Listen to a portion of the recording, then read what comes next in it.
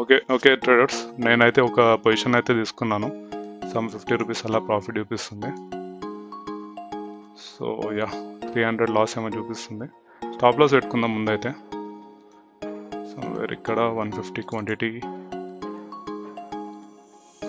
Okay 300 200 loss చూపిస్తుంది. Stop loss అయితే పెట్టుకున్నాను. Okay let's wait. 600 rupees loss. ఒక్క మూమెంట్ మన వైపు వస్తే మంచి ప్రాఫిట్ అయితే బుక్ చేయవచ్చు అని చెప్పొచ్చు. నేను దీన్ని ట్రయల్ చేస్తున్నాను.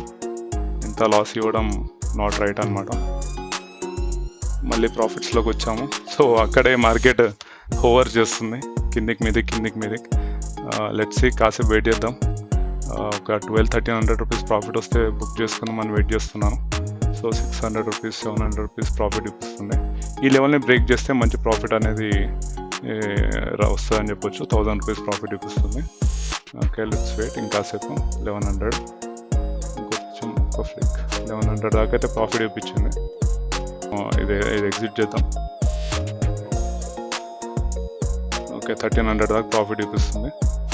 ఓకే నేనైతే క్లోజ్ చేస్తున్నాను ఈ పొజిషన్. సో యా ఓవరాల్గా మనం ఇలా ఎంత ప్రాఫిట్ చేసాం పొజిషన్స్లో పోయి చూస్తే సమ్వేర్ 1170 రూపీస్. పర్లేదు ఫ్రెండ్స్, ఓవరాల్గా గుడ్ ప్రాఫిట్ అనే చెప్పొచ్చు.